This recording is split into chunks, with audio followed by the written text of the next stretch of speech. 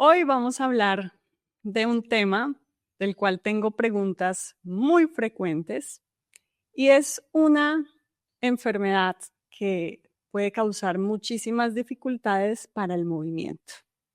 Muchas personas encuentran que ya no pueden hacer ciertas cosas y tienen algunas limitaciones, lo que hace que el ejercicio a veces no sea tan factible. Vamos a hablar sobre la artrosis. Y para eso me acompaña un invitado muy especial, experto en el tema, el doctor Miguel Ángel González. El doctor Miguel Ángel González es médico especialista en ortopedia y traumatología geriátrica, cirujano de rodilla, con experticia en osteoporosis y en osteoartritis. El doctor Miguel Ángel González es médico cirujano de la Universidad Javeriana y ortopedista de la Universidad Militar de Colombia. También con especialización en ortopedia geriátrica de la Universidad de Sao Paulo. Y dentro de sus afiliaciones más importantes, el doctor Miguel Ángel González es expresidente de la Asociación Colombiana de Osteoporosis y Metabolismo Mineral, ACOM, miembro de la Sociedad Colombiana de Cirugía Ortopédica y Traumatología, miembro de la Asociación Colombiana de Geriatría y Gerontología y miembro de la Federación de Sociedades Latinoamericanas de Ortopedia y Traumatología. Sin más, me complace en estar hoy acá con Miguel Ángel. ¿Cómo estás, doctor Miguel Ángel? Es un gusto tenerte acá para poder hablar sobre este tema que por supuesto es tu experticia. Maggie, pues primero que todo agradecerte esta invitación especial viniendo de parte tuya. Para mí es además de ser un placer, es un honor. Y bueno, eh, espero poder aclarar tus dudas y no solamente que tú me preguntes, sino también tengo algunas preguntitas por ahí para hacer. Claro que sí, doctor Miguel Ángel. El doctor Miguel Ángel González y yo justamente nos conocimos en la pandemia de manera virtual. En ese momento, Miguel Ángel era el presidente de la Asociación Colombiana de Osteoporosis y Metabolismo Mineral en Colombia y tuvimos una conversación telefónica para indicar ejercicios en casa a las personas que estábamos en ese momento tan difícil de la pandemia y personas con diagnóstico de osteoporosis o personas mayores que necesitaban moverse en casa. Así que fue nuestro primer acercamiento y fue un honor para mí poderte acompañar en esa dificultad que tuvimos a nivel mundial. Y de allí en adelante, pues han salido muchas conversaciones entre, eh, obviamente desde su parte y su experticia como ortopedista y yo como fisioterapeuta. Así que hoy van a escuchar conversaciones que hemos tenido y con preguntas muy específicas sobre esta enfermedad que es la artrosis. Entonces, comencemos por los conceptos básicos, doctor Miguel Ángel. Cuéntenos qué es la artrosis. Gracias, Maggie.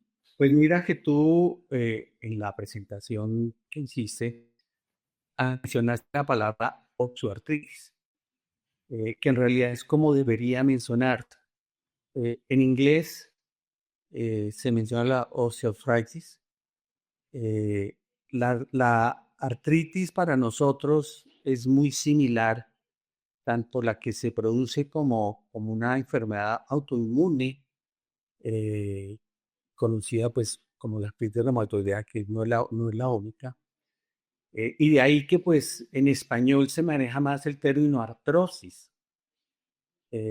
Y osteoartrosis, osteón de hueso, artrosis es de articulación, porque en realidad el compromiso no es solamente del cartílago, de donde deriva su nombre, Es una enfermedad degenerativa que va más allá del compromiso del cartílago y en estadios más avanzados va a comprometer el hueso subcondral, que es el hueso sobre el cual está pegado el cartílago.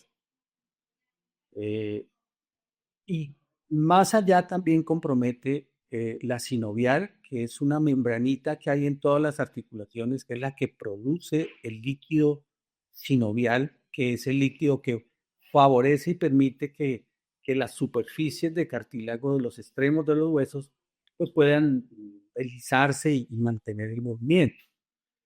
Y, además está la cápsula articular, que es como una envoltura que cubre estas articulaciones. Y en algunos sitios como la rodilla, pues están los meniscos, los ligamentos.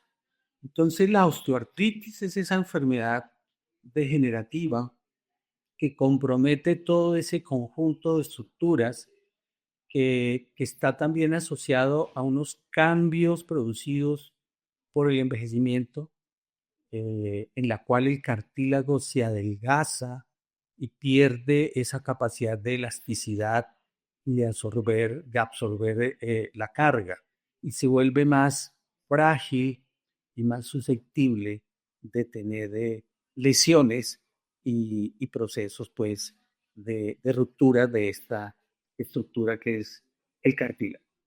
Bien, doctor Miguel Ángel. Entonces, hablamos de esos finalizaciones de los huesos, ¿cierto? Donde se van a unir unos con otros, que es la articulación, y cómo esa estructura cartilaginosa, que es el cartílago articular, pues va a tener esos deterioros. ¿A qué se debe? ¿Cuáles son las causas de la artrosis? La artrosis no tiene una causa única y específica. Como la mayoría de las enfermedades, tiene una predisposición genética. Y Ok. aquí vale la pena un concepto que es importante. Todo lo hereditario es genético, pero no todo lo genético es hereditario. Quiere decir que el hecho que no haya nadie en mi familia que haya tenido la enfermedad no me exime ni me libera de poderla tener. Y ese concepto es básico a aclarar. Más o menos el 70-75% de las causas de la artritis se derivan de una predisposición genética.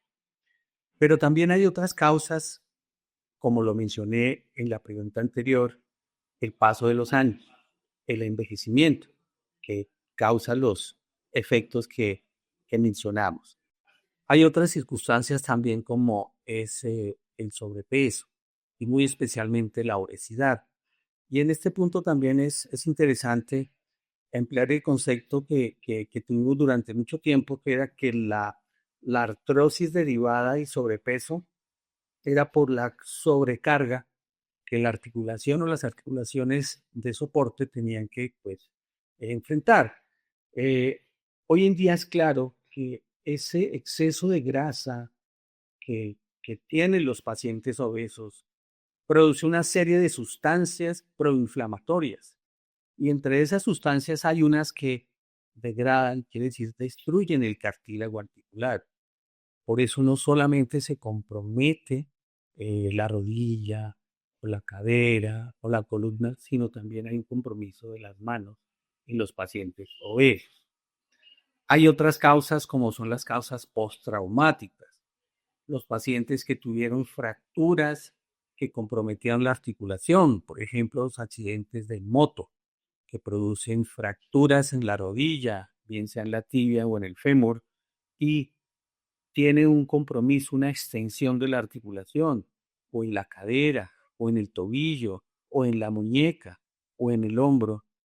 Eso también va a traer una consecuencia de una alteración de la, no solamente anatómica de la continuidad del cartílago, sino también va a producir una serie de esos cambios degenerativos que estamos hablando. Doctor, y hablemos, ya que estamos en este momento de traumas, traumas, por decirlo así, repetitivos. Bueno, esa es otra causa.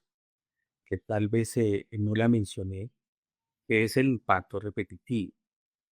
Y hay ciertas actividades que hacemos en la cotidianidad que pueden llegar a tener un impacto negativo y desarrollar una artrosis.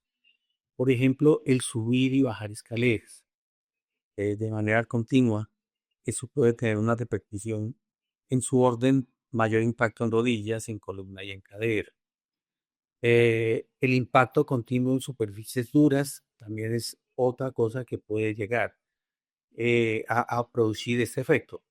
Menciona la palabra puede porque pues tú sabes que en medicina uno evita decir 100% sí, 100% no. Hay una mayor probabilidad y no quiere decir que a todo el mundo le pueda pasar, pero sí es un factor de riesgo determinado. Claro Sí, que sí. repito. Discúlpame, te interrumpo antes de que se nos vaya la idea. Y juntando un poco todo lo que acabas de mencionar, pues tenemos que no es la actividad en sí, sino varios factores que pueden predisponer a la aparición de esta osteoartrosis, si bien entiendo, como sí, subir y bajar escaleras repetitivamente, pero además tener esa predisposición genética, de pronto algún defecto de fábrica, como decimos popularmente, ¿no? Algún tema mecánico en alguna articulación y por supuesto el sobrepeso. Más adelante vamos a tocar un poco el tema de los ejercicios repetitivos y abarcaremos volveremos un poco a tocar este tema. Claro que sí. Miguel Ángel, ¿todas las artrosis son iguales? No, no son iguales y dependen mucho de si son primarias o secundarias, que es como la clasificación general que se tiene. Primaria se refiere a esa entidad, esa patología que es propiamente la osteoartritis clásica como enfermedad generativa, en la cual pues sin un factor asociado puede ser una persona dejada, como nosotros, que no tenga ningún factor de riesgo, que no tenga actividades de impacto repetitivo y de pronto desarrolla artrosis. Esa es la artrosis primaria. La artrosis secundaria es cuando el paciente ha tenido, por ejemplo, el caso pues, de la postraumática, una lesión en esa zona, o una enfermedad sistémica. Por ejemplo, eh, las enfermedades autoinmunes, inflamatorias, como lupus, la artritis reumatoidea, o por depósitos como la gota, tienen su efecto y aunque tienen un desarrollo y una causa distinta, pero al final producen una osteoartritis secundaria, simplemente que su origen es diferente. Entonces, eso es importante distinguir. A veces sucede también, hay casos mixtos, casos de que de pronto el paciente tenía su predisposición, tenía el inicio de esos cambios degenerativos y coincidió con un accidente y con una fractura interarticular, lo que conllevó al desarrollo de esta osteoartritis. Correcto. Y, por ejemplo, cuando hablamos específicamente de la osteoartritis derivada de la obesidad, ¿esa sería una clasificación primaria o secundaria? Secundario. Secundario porque hay un factor que es una enfermedad metabólica sistémica que como lo comentamos, más allá de la sobrecarga mecánica, existe una serie de alteraciones metabólicas y bioquímicas que van a producir una acción de deterioro sobre el cartílago. Bien, voy a ponerte varios ejemplos para ayudar un poco a que la audiencia entienda estas clasificaciones. Un deportista de alto rendimiento que por una carga repetitiva desarrolla una osteoartrosis, ¿esa sería primaria o secundaria? Esa es una artrosis secundaria, porque pues partimos del hecho que el paciente era sano y es un paciente joven y es un paciente que pues no fue de aparición espontánea, por decirlo así, ni asociada al paso de los años, sino simplemente probablemente por una actividad repetitiva. Perfecto. Y una persona que envejece y comienza a desarrollar estos dolores articulares y se le diagnostica una osteoartrosis articular, ¿sería una clasificación primaria o secundaria? Primaria. Ese es el Perfecto. caso en que es primaria. Ahí hay algo que es una línea que no es fácil de poder distinguir hasta dónde va una cosa, hasta dónde va la otra. Y es la siguiente. Como hemos mencionado varias veces a través de esta charla, de esta conversación, pues hay cambios degenerativos con el paso de los años. Lo que hoy en día consideramos es que si esos cambios degenerativos no producen ningún síntoma, o sea, ni dolor, ni inflamación, ni rigidez, pues son asociados a su envejecimiento. Pero el momento en que aparezcan los síntomas es cuando esto pasa de ser parte del envejecimiento a convertirse en una enfermedad y una patología. Entonces, no es fácil distinguir en eso, pero ejemplos tenemos eh, cuando se hace, por ejemplo, una radiografía de tórax, porque el paciente tiene eh, una neumonía o una bronconeumonía, y resulta que se observan cambios degenerativos en la columna vertebral. Y entonces, pues el médico hace la pregunta, ¿usted le duele la espalda? No, pues nunca me ha dolido la espalda. ¿Alguna limitación? No, nunca he tenido limitación.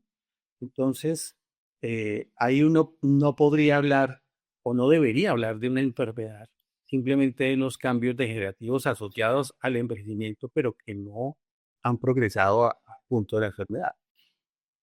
Esta parte creo que les va a ayudar a aclarar muchísimo porque a veces puede ocurrir que tras una imagen diagnóstica las personas empiezan a veces a somatizar o a referir unas dolencias o a decir, por eso es que me pasa lo siguiente. Así que es claro entender cómo realmente, que es mi siguiente pregunta, se diagnostica la osteoartritis.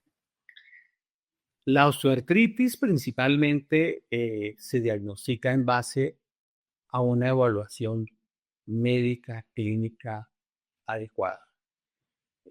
Lo clásico dentro de la historia clínica y la valoración médico-paciente es que uno pregunta primero qué siente el paciente, qué son los síntomas.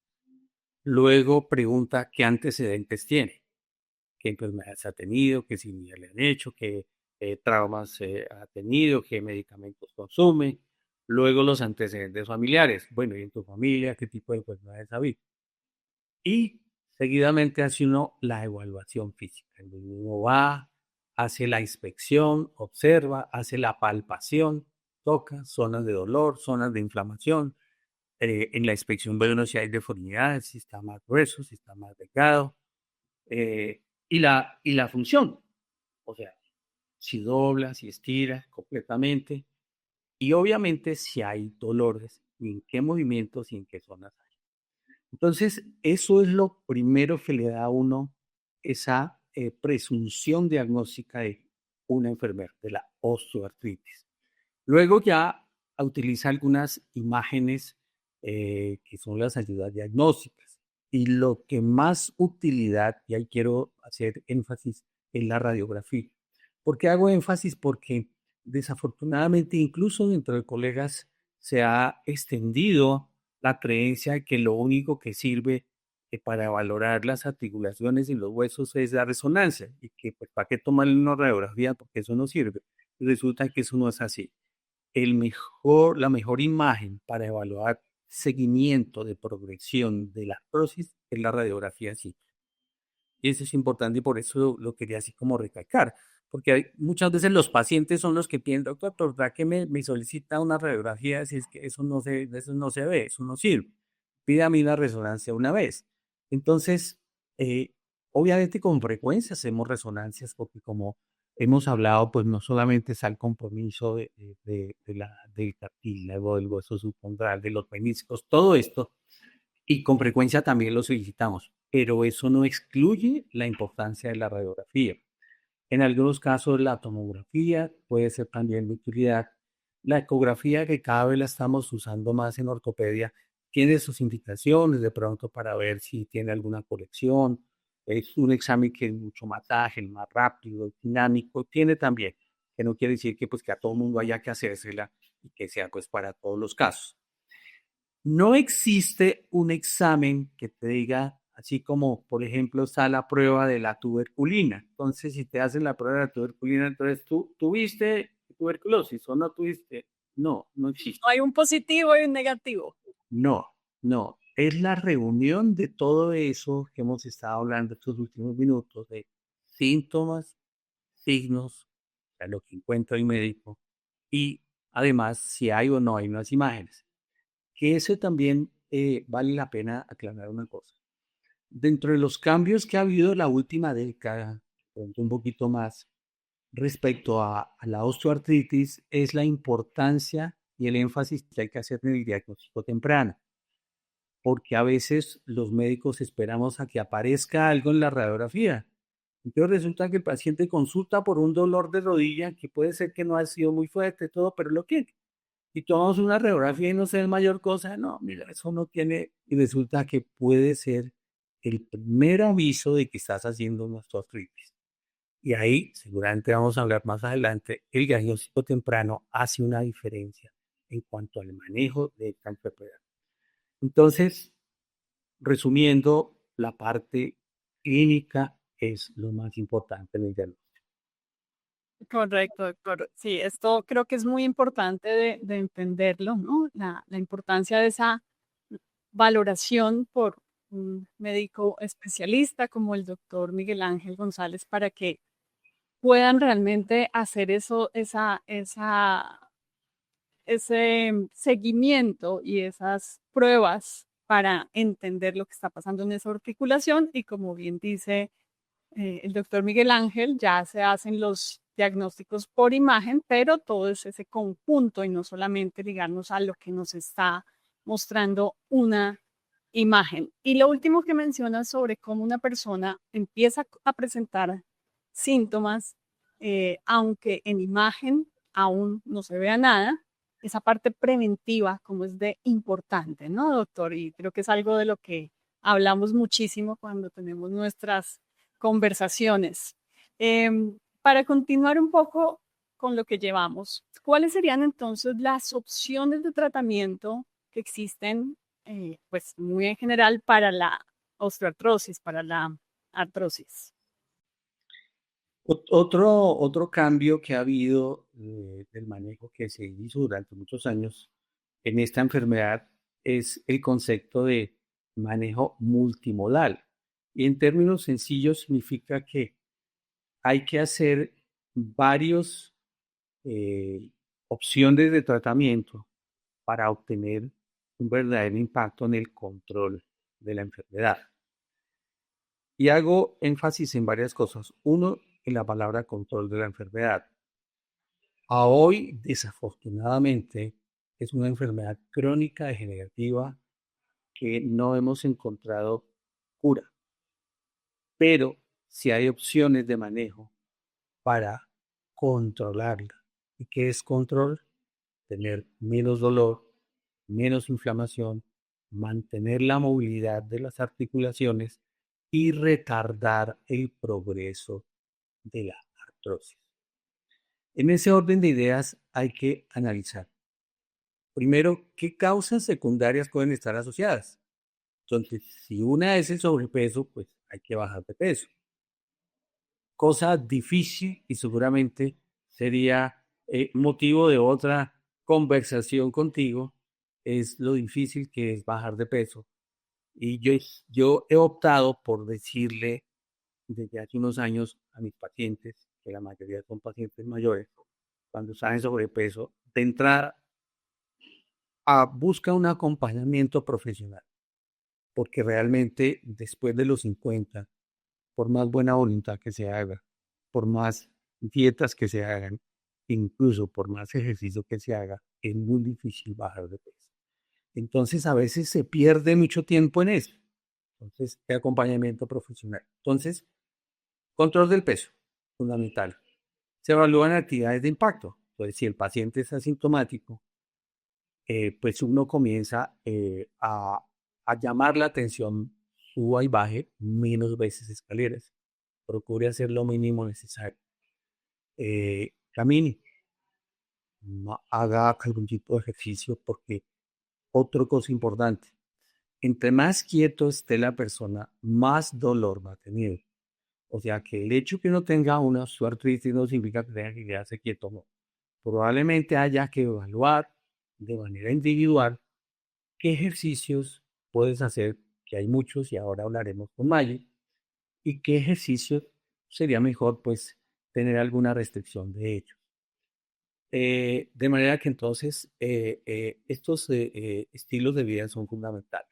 Luego ya vienen opciones de control directamente del síntoma, como es la utilización de analgésicos.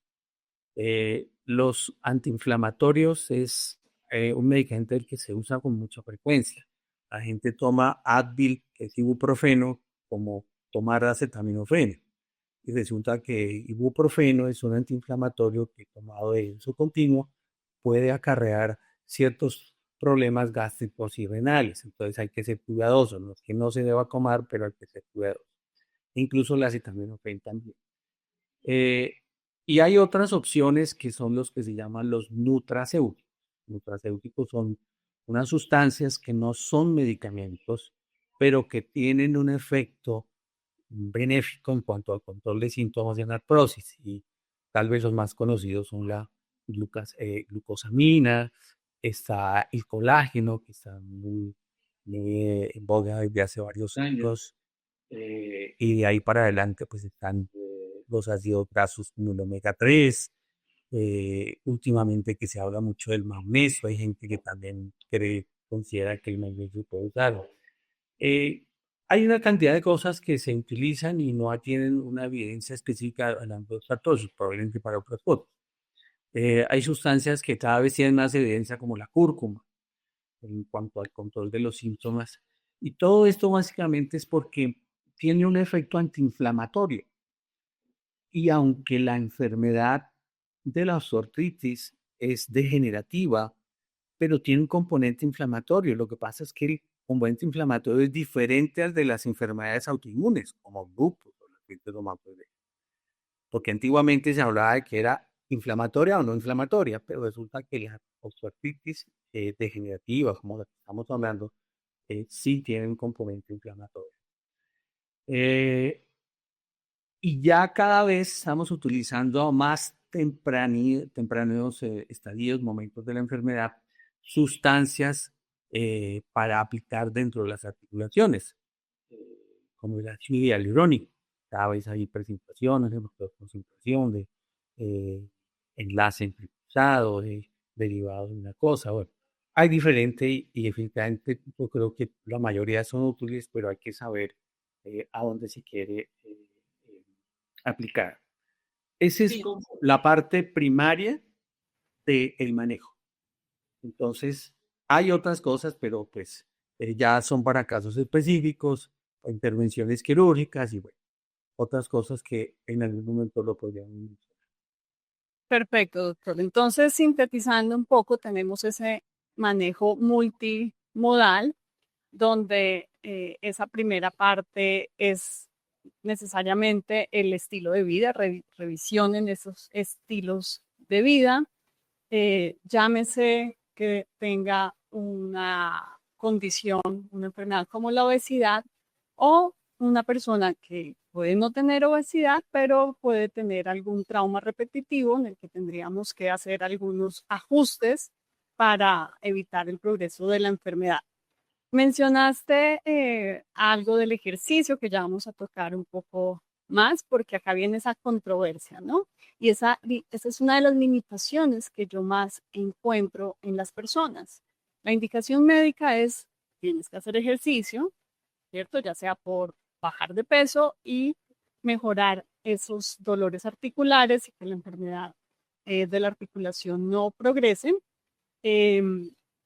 Cambiar ciertos volúmenes de entrenamiento, esa cantidad de requerimiento articular que estoy dándole a esa articulación Pero también tenemos el sedentarismo. Entonces, una persona está quieta, no tiene ningún componente de los que acabamos de mencionar, y aunque es simplemente por el hecho de no moverse, una afectación a nivel celular. Y acá es donde tenemos ese acompañamiento, en todos los casos, del trabajo del ejercicio terapéutico, ¿no?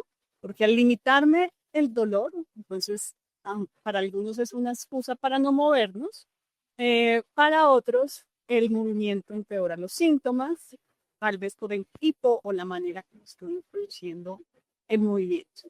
Y por último mencionaste estos nutracéuticos, esa es la palabra, que se refiere a otras alternativas que no son medicamentos. Bueno, primero mencionar tus medicamentos y luego es nutracéuticos. Y allí tengo algunas preguntas y vamos a hablar un poquito de algunos de ellos. Entonces, mencionaste algo de la cúrcuma, de la curcumina. ¿Tenemos evidencia sobre la curcumina para los dolores articulares? Sí, sí, la verdad es una evidencia eh, de los últimos años. Mm, Es una sustancia que ancestralmente se usa en muchos sitios del mundo y tal vez con una, además de su sabor y combinación de las comidas, se ha utilizado para beneficios en la salud eh, y especialmente en los dolores osteoarticulares. Hoy, hoy, Entonces, hoy discúlpame, en- de- te interrumpí. Sigue, continúa. pero hoy en día incluso aquí en Colombia es probable que se consiga, no podría decirte, pero en Europa y especialmente en Oriente, en Asia, China, Japón, se consiguen cápsulas de cúrcuma eh, que están hechas técnicamente, o sea, que no es solamente espolvorear como pues usualmente asociamos aquí que la cúrcuma pues es como para echar encima, sino que viene y se utiliza una dosificación como cualquier otro medicamento. Y eso se logró en base a estudios científicos que hicieron. Hay estudios chinos, hay estudios de la India. Nosotros en Occidente hemos tenido ciertas como dudas de que esos estudios tengan alguna validez, pero resulta que el tiempo ha demostrado de que sí, muchos de esos estudios son serios, de pronto los que se hacían hace unos 10 15 20 años no, pero hoy en día sí. Para no extenderte más la carreta, sí hay evidencia del beneficio inflamatorio de la cúrcuma con un especial énfasis en la salud osteoarticular. Acabas de mencionar que muchos de esos estudios se han realizado en el Oriente, en una cultura que sabemos que tiene un tipo de alimentación, digámoslo, más saludable que aquí en Occidente. Entonces allí vemos esos componentes multifocales, ¿no? Que no es simplemente, entonces me tomo, consigo la cápsula de cúrcuma y ya con eso me voy a mejorar. Entonces, importante entender que es ese conjunto de alternativas más lo que mencionamos anteriormente. Una muy común en nuestra cultura occidental, la pata, el caldo de pata, sacar de la pata la gelatina, incluso comer gelatina. ¿Cuál es tu opinión sobre ello? Pues mira, respecto a eso hay evidencia. La gelatina sin sabor, el caldo de pata, que también se obtiene una gelatina, la mayoría de los colágenos que se venden en tiendas naturistas, Bueno, pero tienen, el colágeno ya procesado es algo, es un poco diferente. Pero cuando yo compro en el mercado la pata y la cocino y saco esa gelatina. es que por eso lo mencioné, porque es que hay dos tipos de colágenos procesados, y discúlpame, adelanto un poquito. El colágeno simple y el colágeno hidrolizado. Entonces, yo hablo del colágeno simple, que hay en muchas tiendas naturistas que se ha vendido. Tiene un efecto similar, al de la pata y el de la gelatina de sabor. ¿Cuál es? Es benéfico para la piel, para las uñas y para el cabello. Para Correcto. las articulaciones, la evidencia no ha demostrado por qué razón. Porque para que logre llegar a la matriz extracelular, perdón, un término que no muy técnico, pero es como parte allá del cartílago, se necesita un proceso químico de hidrolización para que llegue allá. Y por eso es que el colágeno que beneficia al cartílago, a las articulaciones, debe ser hidrolizado. Tomar este otro tipo de sustancias eh, en la alimentación, como la pata, caldo de pata rico o el guiso de pata con arrocito y arvejita, realmente puedes tener una piel muy bonita, un cabello muy bueno, unas buenas uñas, sí, Y eh, un colesterol elevado. y un colesterol elevado. Como otra cosa también que la gente utiliza mucho. La gente dice, bueno, si los huesos son la mayor reserva de calcio y ese cartílago que tiene ahí la puntita del hueso, pues, ¿por qué no hacemos un caldo, trituramos eso y ¡pum! Nos lo comemos y eso nos debe servir? Pues resulta que no. Resulta que, como tú lo mencionaste, lo único que te va a servir es para elevarte el colesterol y los triglicéridos. Entonces, la recomendación es la pata, cómetela por gusto, pero no pensando de que te va a mejorar la piel. Así es de acuerdo. Pues mira que acabas de mencionar algo muy importante y yo creo que podemos darle desde mi experticia como fisioterapeuta y especialista en movimiento. Uno de los conceptos que más utilizamos dentro del movimiento, del ejercicio, pensando en esa salud articular, es cómo estimulo yo la matriz extracelular que acabas de mencionar. Entonces, es, no es tan difícil para que entendamos. Uno, cómo el movimiento activa y me va a mejorar la condición articular y también cómo estas sustancias llegan a esa matriz extracelular. Entonces, ¿qué es la matriz extracelular? Todo lo que no es, está dentro de la célula. Todo lo que nos está conectando y rodeando que no es celular. Es una matriz, se llama extracelular. Y esta matriz está formada básicamente por un agua que tiene una viscosidad muy característica, que es como tipo gelatinosa, como miel, si lo aplicamos un poco así, y tenemos también unas fibras que forman esa sustancia fundamental. Por otro lado, tenemos la célula que va a formar el líquido.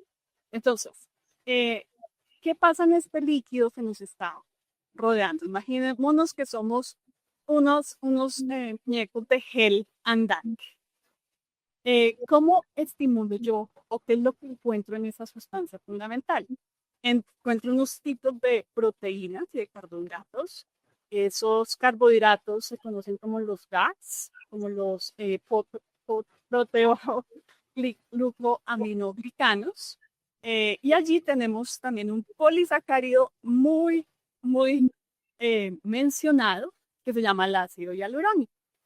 Entonces, ¿qué es lo que hace esta molécula, este polisacárido? Le encanta el agua, le encanta absorber líquido. ¿De dónde obtengo yo ese líquido? Pues primero de lo que yo consumo. Entonces allí es donde tanto estas sustancias que yo me tome por medicación o el movimiento que yo realice, que son los dos estímulos que necesita la matriz extracelular para eh, mantener su integridad, su salud. Entonces, por un lado, lo que yo consuma, pero yo me puedo estar tomando la cúrcuma, consigo el colágeno hidrolizado más sofisticado y mejor estudiado que hay en el mercado, pero tengo un consumo alimentario con muchos sulfatos, con mucha sal, muchos ultraprocesados, además tengo un comportamiento sedentario. Entonces, yo puedo estarme tomando todos los medicamentos, todos los suplementos que me digan, pero no estoy haciendo como esa compensación. Entonces yo creo que esa parte de la matriz extracelular es donde podemos nosotros como profesionales de la salud llegar a explicar de qué manera tanto lo que se realice como prevención y ya tratamiento específico como el movimiento nos van a ayudar a esa integridad.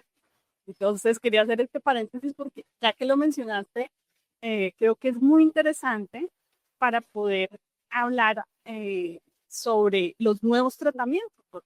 Entonces existe, aparte de esto, que es de conocimiento muy popular, por decirlo así, más pues la parte de ejercicio, que ya hablaremos un poco de ello. ¿Existe algo más novedoso para los tratamientos de la osteoartritis? Ya antes de contestar la pregunta, pues quiero destacar la excelente explicación de intervención que hiciste acerca de la matriz extracelular. Y por eso me gusta mucho tener estas conversaciones contigo porque aprendo mucho. Muchas gracias. Ah, respecto a nuevos tratamientos, sí, hay nuevos tratamientos. Eh, primero, pues partir del hecho que, como lo mencionamos minutos atrás, pues el manejo es integral. Y así haya nuevas cosas, y así salga el último colágeno o la mejor glucosamina importada, lo que quieras, pero eso no exime de que haya que moverse, de que haya que controlar el peso y que haya que modificar, como tú lo mencionaste, la parte nutricional, revisarla y mirar cuál es lo mejor. Eh, recientemente, pues tuve la oportunidad de ir a un curso internacional en Sevilla, en España, y básicamente está enfocado a algo que cada vez se utiliza más, que son los ortobiológicos. Y eso está enmarcado dentro de la ortopedia regenerativa, que a su vez hace parte de la medicina regenerativa. Que el principio básico es qué se puede hacer para mantener nuestros tejidos de la mejor forma y si es posible regenerarlos con el ánimo de tener buenos intervencionismos y colocación de cosas externas, de implantes, y que tengamos una salud musculoesquelética por un tiempo mayor, en términos así como globales y simples. Entonces, dentro de esos ortobiológicos, por un lado está algo que mencioné unos minutos atrás, que es lo del ácido hialurónico, la suplementación, que busca como crear una película que estimule la cicatrización del cartílago. El ácido hialurónico no regenera cartílago, pero ayuda a cicatrizar y a desinflamar la articulación.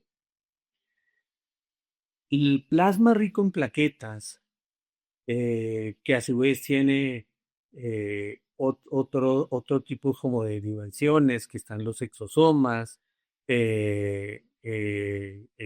ciertos preparados, para no entrar en cosas específicas, que son derivados de la piel, de la sangre del mismo paciente, y se hace un proceso especial de centrífuga, o sea, de ponerlo a girar para que se vayan separando las clases celulares.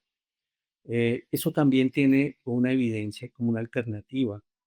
Se ha hecho especialmente en rodilla, también hay estudios interesantes en hombro, en tobillo, en cadera los resultados realmente no funcionan de la misma forma como en otras articulaciones. Y mejora mucho este proceso de osteoartritis. Como todo, hay que escoger el paciente, saber en qué grado está de avanzado y pensar si puede beneficiarse o no. Hay otra cosa que son las células mesenquimales, que en el argot popular son las células madre, que pueden ser derivadas o de la médula ósea, que es eso que tenemos entre los huesos, lo que la gente llama coloquialmente el tuétano. Entonces, por dentro, esa sustancia pues es son tejidos que se llaman pluripotenciales, pluricelulares, en que están como las células madre de todas las células del cuerpo y también la grasa. Igual hay sus indicaciones, hay su proceso, todo. Entonces, en términos globales y para no extenderme con términos muy técnicos que a veces no es fácil poderlos transmitir, pues hay una serie de alternativas para manejos locales. No son sustancias en que uno diga, como el colágeno o la glucosamina, que tú te la tomas y entonces se va para todas las articulaciones. No, esto es algo más para cosas determinadas en las articulaciones que mencionamos. Pero eso también es una luz eh, mm, para dos tipos de pacientes. Uno, los pacientes jóvenes que por una causa secundaria están desarrollando su proceso de osteoartritis y que realmente hay que lucharles para mantenerles su articulación de la mejor manera. O para aquellos pacientes que tienen un grado de artrosis ya siendo mayores, de pronto más avanzado, pero que ni ellos, ni uno como médico encuentra que sea esa alternativa de que solamente hay que hacer una prótesis, por ejemplo. Y eso es algo interesante que a mí me gusta porque resulta que hasta hace unos años, incluso algunos colegas, con todo respeto, tienen esta actitud. Llega el paciente, mira, le dice, no, usted no está de operar. Vuelva y cuando le duela mucho y ya haya que operarlo, viene otra vez. Y resulta, Muchísimo. y resulta que no. Yo personalmente considero que eso no está bien. Hay muchas cosas que se pueden hacer para lograr controlar los síntomas y retardar la progresión. Además que, aunque la historia natural puede terminar en eso, pero nadie puede predecir de que va a ser un año, van a ser dos, o que definitivamente sí o que definitivamente no.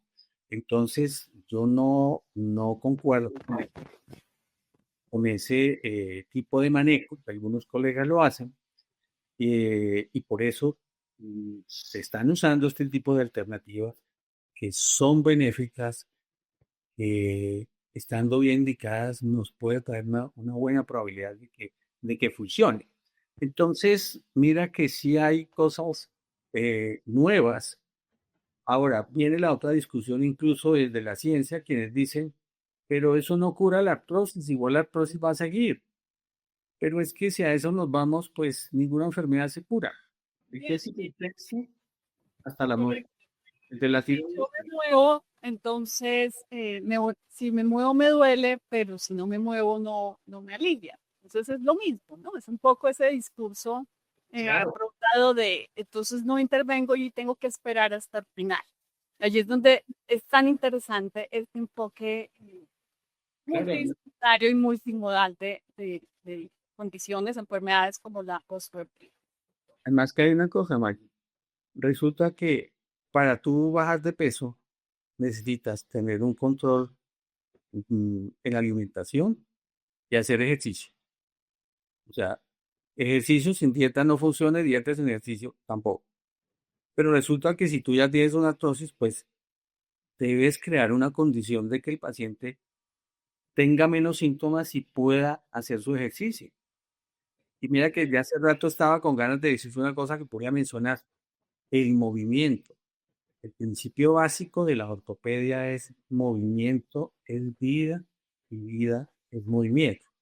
Entonces, es fundamental moverse. Y así sea en labores cotidianas, y durante mucho tiempo estuvo controvertido la utilidad de eso. Hoy en día sabemos que hay una diferencia grande a todo nivel entre el que no hace nada, sedentario total, el que se mueve en la cotidianidad y el que hace ejercicio. Obviamente el ideal es hacer ejercicio, pero el movimiento de la cotidianidad también sirve, porque hay gente que cree que si no es colocarse los tenis y eso, entonces no hago nada. Entonces prefiero quedarme aquí en la casa sentado en el sillón. No, levántate, muévete, mueve tus manos, mueve tus brazos, mueve tus rodillas, haz unas flexiones, levántate, estírate. Todo eso sirve, ¿sí? No sé tú qué piensas de eso. Así es, doctor. Pues lo interesante acá, ya hemos expuesto en el discurso general, tanto una persona sedentaria, una persona con obesidad, pero también sabemos de personas muy activas físicamente y que desarrollan una osteoartritis y que eso empieza a ser una limitación, el, el gusto por las cosas o una frustración por no poder realizar las cosas que antes hacían con facilidad. Entonces allí es donde hay que individualizar y saber cuál es el protocolo de ejercicios a seguir dependiendo del tipo de articulación que ha adoptado, muchas veces es más de una, entender un poco ese panorama global de ese paciente para ir luego ya en la especificidad de ciertos ejercicios. Y acá la progresión también tiene un punto que es totalmente específico. Entonces muchas veces lo que ocurre es que ante la indicación de moverse, empiezan con muchísima intensidad del entrenamiento, ya sea por hacen demasiado al inicio, no hay una progresión coherente. Y por eso es importante pues tener ese seguimiento. Y por otro lado, el cambio en la actividad a esa persona que gusta de cierto deporte o actividad física y debe hacer unos cambios o hacer unos retrocesos o incluso algo que se conoce como el proceso de desacondicionamiento y es cambiar, porque si he sido un corredor de distancia, ¿cómo voy a hacer ese proceso para ya no tener que correr esas distancias sin perder todas las adaptaciones que mi cuerpo tiene? ¿Qué alternativas existen? Entonces aquí viene pues toda esa importancia tanto de la pediatría como de la medicina del deporte y por supuesto nosotros los fisioterapeutas y en mi caso que me he especializado en diferentes técnicas de movimiento, cómo acompañan dependiendo de ciertas condiciones. El doctor Miguel Ángel y yo para ir ya finalizando un poco, hemos venido hablando muchísimo sobre este tema y sobre la mujer que envejece y la mujer que empieza a presentar condiciones como la osteoporosis, pero además la artrosis. Entonces acá viene una distinción importante que a veces, doctor, son dos términos que se confunden. Muchas personas piensan que si tengo osteoporosis, también tengo osteoartrosis o que son lo mismo. Entonces, rápidamente hagamos una distinción clave para que no vuelva a existir esta confusión y, y ya finalizo con una última pregunta para cerrar. La osteoporosis es la pérdida de calcio en los huesos, que disminuye la resistencia de los huesos y predispone a tener fracturas. La osteoartritis es el desgaste del cartílago de las articulaciones que usualmente produce síntomas como dolor, inflamación, limitación funcional. En términos ya como precisos, en el huesito, en todo el huesito se pierde calcio y se puede romper osteoporosis. En la punta del huesito, el desgaste de la articulación es artrosis, el desgaste del cartílago. Son dos cosas diferentes, pero que coinciden y con muchísima frecuencia se presentan simultáneamente. Hay algunos tratamientos de medicamentos para osteoporosis que disminuyen los dolores de artrosis. Eso es otra cosa, pero no quiere decir que sea lo mismo y que los tratamientos para la uno sirvan para el otro. Así es, sí, esto es importante que tengan clara esa distinción y cuando em, estén con su médico puedan entender las dos, la diferencia, ¿no? Es justamente el tema de los medicamentos, es algo que me preguntan con frecuencia, esa interferencia de un medicamento del otro, confunden muchísimo y o manifiestan dolor, tengo dolor por la osteoporosis, tengo mucho dolor en mi columna, en mi cadera por la osteoporosis. ¿Es así? ¿El dolor es por la osteoporosis?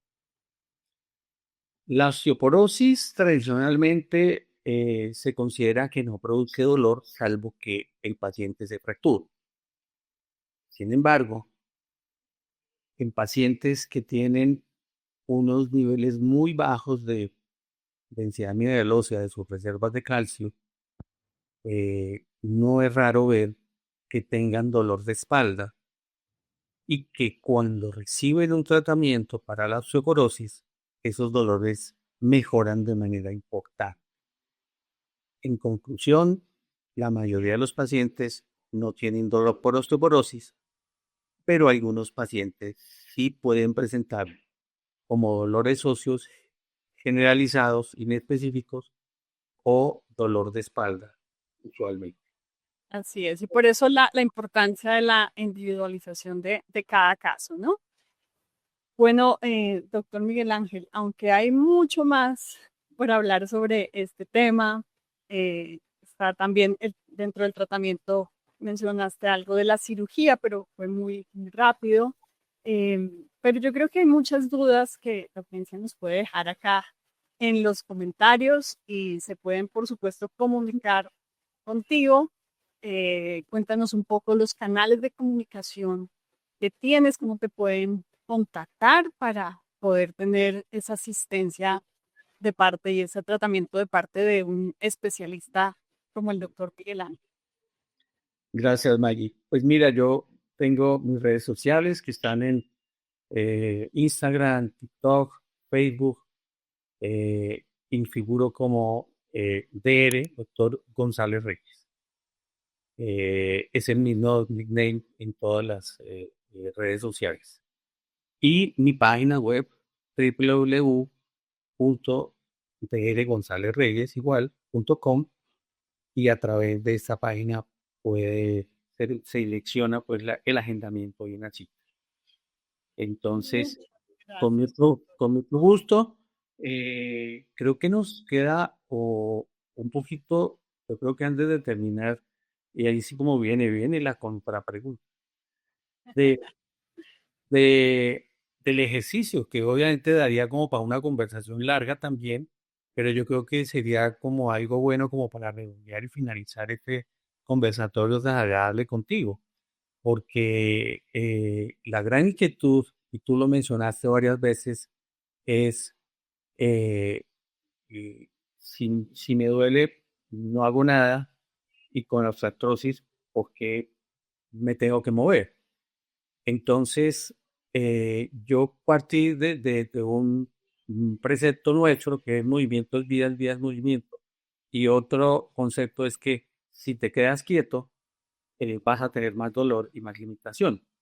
Pero tú tal vez para ya redondear esto, en tu conocimiento y en tu experticia en pacientes con osteoartritis, ¿qué ejercicios definitivamente no?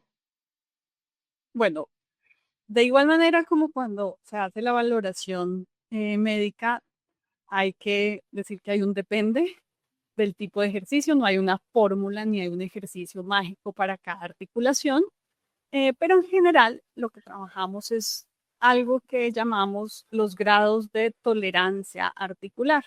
Esto que quiere decir que vamos a saber que no podemos quitar el dolor. Nos encantaría tanto con el tratamiento médico, de los nutracéuticos o del movimiento, decir va a irse el dolor. Desafortunadamente sabemos que esto pues no es así. Tal vez dentro de las resoluciones de dolor podemos hablar un poco de los reemplazos articulares, ¿cierto? Pero manejando la condición en general, yo necesito aprender a tolerar el dolor y saber que debo moverme.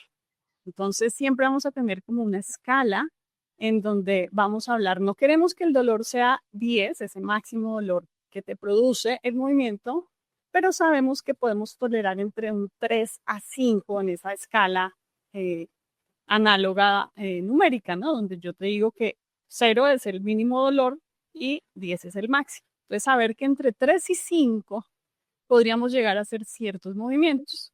Y también está un proceso de adaptación de la articulación, cómo voy a adaptar, con qué tipo de ejercicio, si acá el ejercicio terapéutico es clave, ya sea una persona sedentaria o un deportista, yo necesito hacer esas adaptaciones para luego hacer una progresión dependiendo de las necesidades de la condición física y de la edad de esa persona y otras comorbilidades, como por ejemplo la osteoporosis. Entonces, esto es algo que yo debo trabajar y saber que hay un proceso. No es simplemente arrancar a moverme sin una estructura. Y acá es donde es clave estructurar. Y si hay protocolos específicos que trabajamos por articulación, aunque no es lo ideal, pero sí sabemos que, por ejemplo, hablando de la rodilla, doctor, que es usted que es cirujano de rodilla, sabe la importancia de no solamente trabajar la rodilla, sino las articulaciones del vecindario, que es esa cadera y el tobillo.